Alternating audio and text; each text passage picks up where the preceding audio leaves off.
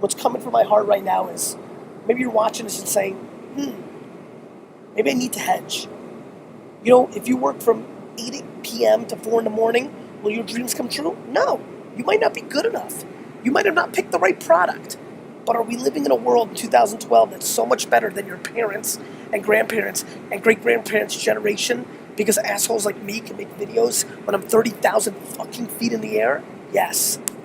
And because of that, and because of those opportunities, and because we're networked in a way we've never seen before, and because sending an email to 100 people and one will answer and give you a shot matters, because of that opportunity, because of 2012, I beg you to take a shot.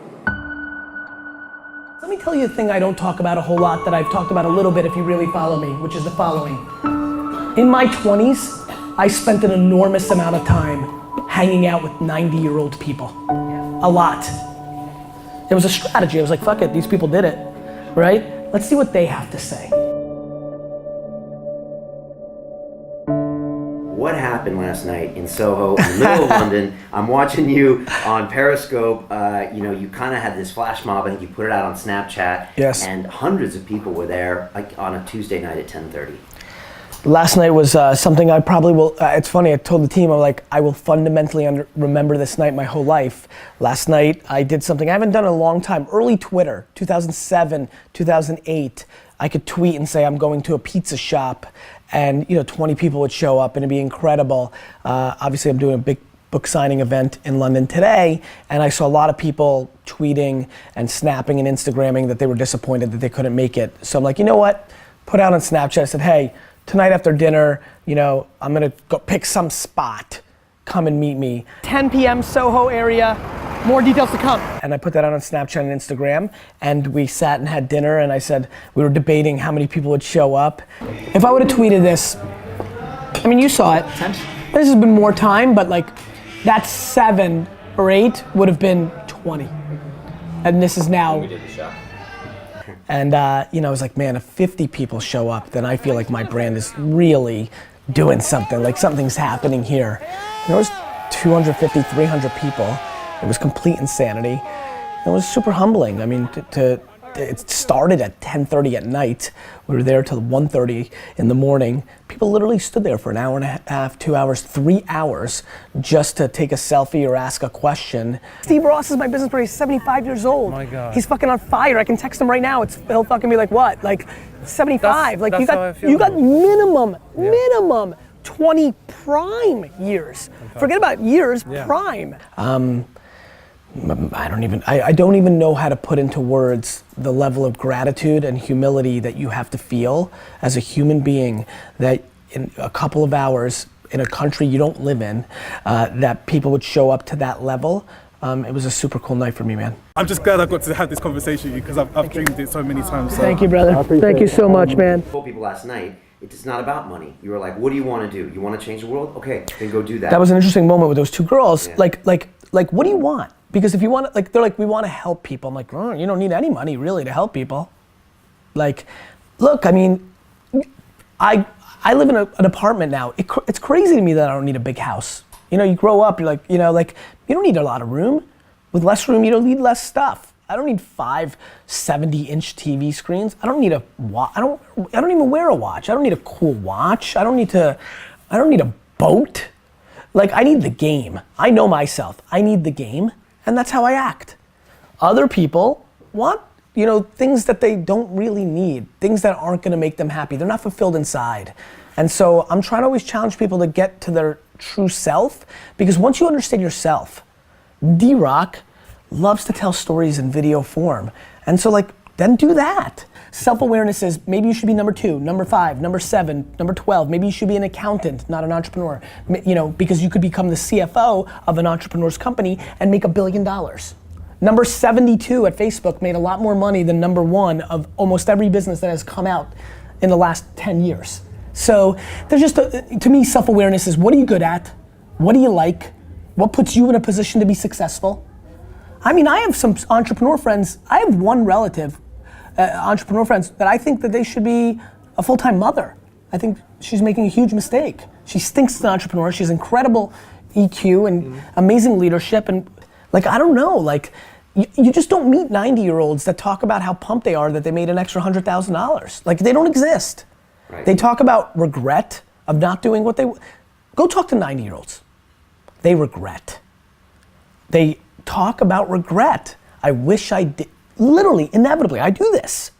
I wish is the opening line. Hey man, tell me about your life. Like, this is what I do. And this is what I did in my 20s. I spoke to a lot of old people, they lived it. And literally, I wish. One by one, at airport, park or park, event or event, bar or bar, every one of them, all of them started with, I wish. All of them. I wish. They grew up in a generation that did not have the internet. It was not practical to do all the amazing things we could be doing. They all wished. They wished they worked harder. They wished they spent more time with their family. They wished they didn't listen to their mom and did what they wanted to do. Flight without my mom even knowing it. My mom didn't want to let me go. Last day, I keep on pushing. She lets me go. Now I'm here. They wished. The biggest poison in us is regret. It's poison. And I push so hard, and will, through my vehicle, which isn't meditation, which isn't health and wellness, which isn't nonprofit. My vehicle's business. I can't help it. It's what I love. I love building businesses. I love competing with you. I want to beat you. I love that game. But through that vehicle, I will always push a lack of regret and awareness to how good it really is. You're more than welcome to tell me about how bad it is or why you can't, because or what, but it's just not true. Because if anybody ever did it, then you can too. Napierać. Cisnąć, like a verb. Yep. What does that mean? To hustle. Yeah. We're trying to find 3 different words to describe it. But in some parts we just left hustle and hustler. You're gonna try to establish the word Yes. in Poland. At the beginning we said I like there's that. a hustle, meaning this, Yes. this, and then we're using hustle, napierać, cisnąć, different version I of like the it. context. I like it. And what do you mean by hustle? What's your definition of hustling and being? To me, it's an adjective. It's a word that represents working hard and smart, competitively, doing whatever it takes to succeed. It's me, Gary. The book is now available on Amazon India. I just tweeted it. Check it. And so I leave you with this. If you leave with anything tonight, it's stop making excuses. Stop complaining. Nobody's listening. They may pretend they're listening. The market doesn't care. What you need to do is make one person happy, you. Then you can make everybody else happy. You know why I like making people happy? Because I'm already happy. You know what's cooler than anything, I think? Talking big shit and backing it up. I think that's the coolest. And I just think about when our conversations, when I'm like, yeah, we'll definitely open London. I'm like, oh.